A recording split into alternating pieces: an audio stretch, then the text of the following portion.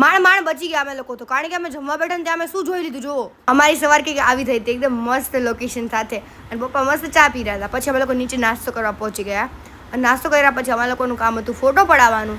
એટલે બધાના ફોટો પાડ્યા, વિડીયો ને એ બધું કર્યું. અને પછી અમે લોકો કપલના વિડીયો શૂટ કરી રહ્યા હતા. અને આ જો અમારા જોડે બધા જે મસ્ત માસી માસા મમ્મી પપ્પાના બધા જે ક્યુટ કપલ હતા ને એ બધા બતાવી રહી છું તમને.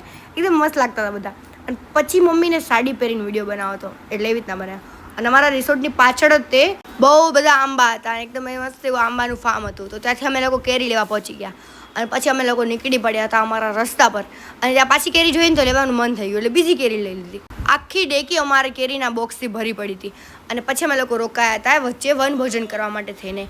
મામી અને માસીએ બનાવ્યું હતું મસ્ત એવું ચાપડી ઊંધિયું, જે હું ફર્સ્ટ ટાઈમ ટ્રાય કરવાની હતી. અને અમે વનભોજન કરવા બેઠા ને એટલી વારમાં અમે સામે કંઈક જોયું, અને અમે લોકો ગભરાઈ ગયા, બધા દોડવા માંડ્યા. પણ એ કૂતરું હતું ભાઈ, કંઈ જ નહોતું.